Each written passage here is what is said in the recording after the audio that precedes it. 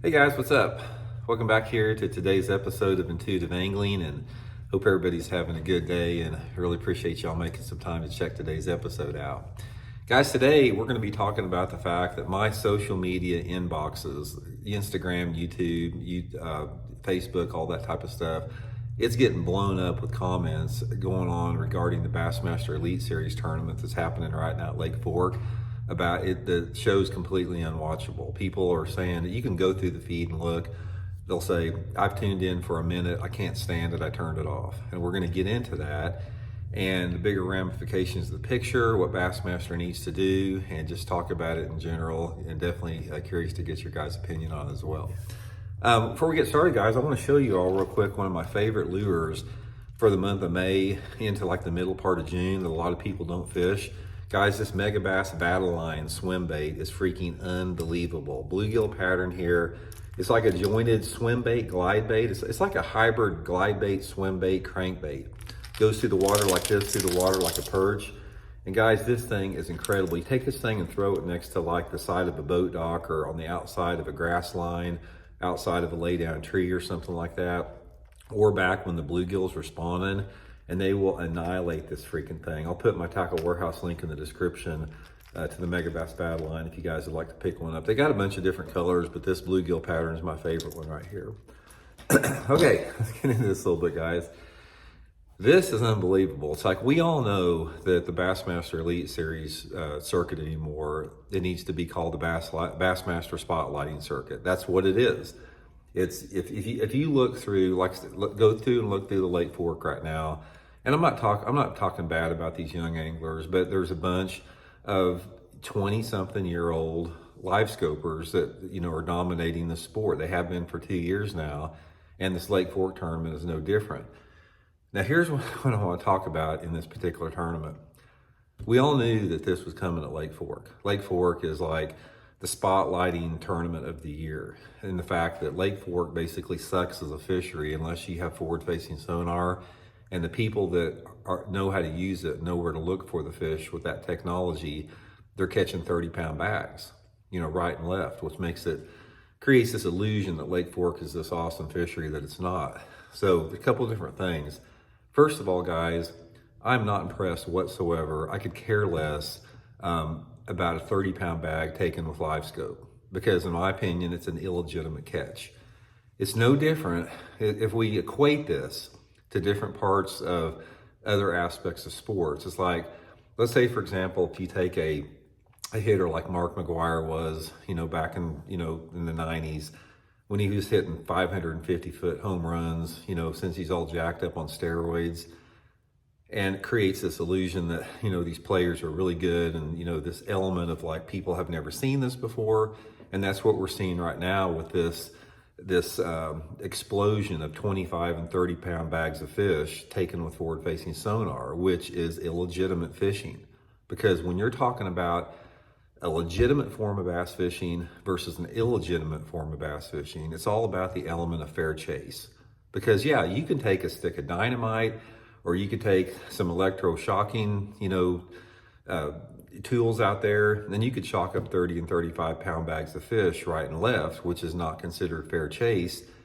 And it's not a stretch to say the same thing about forward-facing sonar, because all these dudes out there at Lake Fork that are scanning out in this submergent and emergent timber out there, and they're locating these isolated pods or isolated giant bass out there, they'd have no clue that those fish are out there without that technology. No clue whatsoever. It's like if you took the electronics off of all those guys that are catching 30-pound bags at Lake Fork and say, go fishing, guys, they'd have no clue where to go.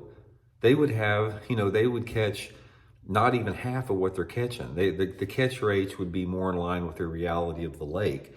But, you have this unfair chase, this illusion that all this stuff's going on, catch these big 30-pound bags, undermine the credibility, undermine everything, every aspect about the fair chase aspect of the sport, which diminishes the sport overall in the eyes of everybody, the eyes of the fans, the eyes of the sponsor, the eyes of the industry, the eyes of the casual observer that's just looking into it.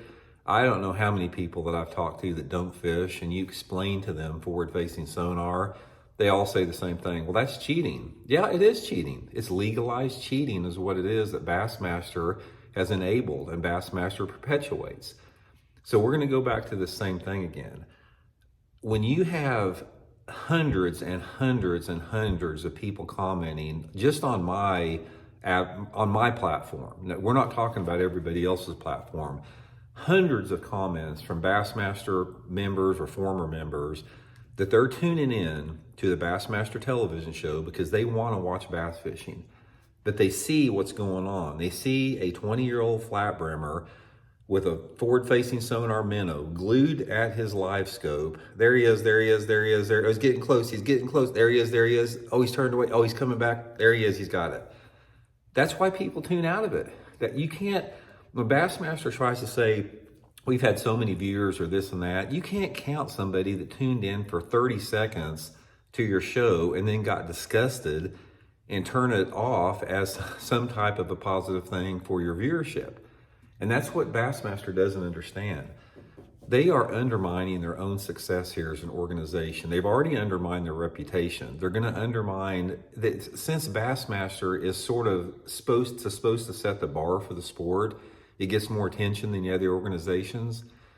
And when you create an environment like we have right now, where people are disgusted and outraged at the product you're putting out within the television show, when are people going to take notice of that? When are they going to take notice that this is not a product that we want to put out? Because it's not a good look.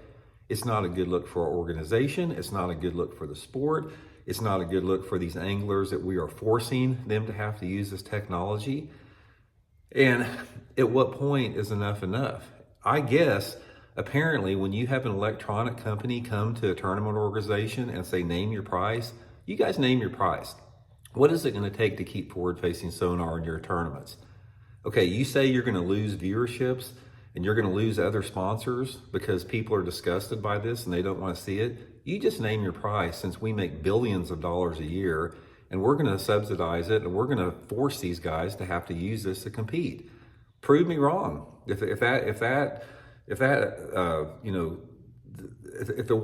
what I just proposed out there and the scenario that I just proposed is not true, somebody prove me wrong on it, that I'm looking at it the wrong way. I don't think I am. So anyway, guys, the whole point of this is when you see all this and you see all the people gushing about these 30-pound bags, don't pat yourself on the back, guys. I'm not saying, if you're an angler out there and you caught a 30-pound bag or a 25-pound bag, again, I'm not diminishing what you're doing, because you've been forced and you're playing by the rules that Bassmaster said. You're not doing anything illegal within it would be illegal if you're fishing MPFL right here, which is the way it should be, but within that organization, you're not doing anything illegal. But at the same time, it's like, there's no honor in that. There's no honor or gratification or satisfaction in catching a giant bag of fish on Lake Fork using forward-facing sonar to catch fish that not only you do not know were there, but even if you knew those fish were there, you couldn't read them and manipulate them to hit your bait by watching them on live image technology. It's like, yeah, you may look out over a creek channel out there and you might be able to scan your side imaging out there and see some fish, but you can't manipulate those fish into biting like you can with forward-facing sonar, which removes the fair chase element of the sport. So anyway, guys, if you don't believe me, just go to my comment section. Bassmaster, if you don't believe me, go into my comment section and look at how many people says, bass is dead to me. I'm never renewing my membership again. I tuned in for a minute and I was so disgusted I had to tune off. We never had this type of stuff before. Think about it, guys. People could not wait to turn on the Bassmasters with Bob Cobb and Ray Scott and watch the whole thing. You never heard anyone say a bad word about it, ever. And now that's all you hear about it. Literally, that's literally all you hear about it. I'm done with bass. Bass is disgusting. It's stupid. I'm out. So anyway, guys, like I said, shoot me your comments. Let me know what you guys think about this. All we have to do is just keep the pressure on. It is a slow, long, hard road. But anytime that you have anything that you're trying to fight against in society, where there's a lot of money behind it, it takes a concerted effort and it takes a long time because money corrupts. Money allows things to happen within our society, whether it's in tournament fishing or any other aspect of our life, that takes a tremendous amount of concerted effort and opposition to get change for the positive. Same way with forward-facing sonar. So let's just keep the pressure on them. Eventually, they're going to be forced into having to do the right thing, and we'll get fishing back to where it was before when it was great. So let me know what you guys think. We'll see you guys.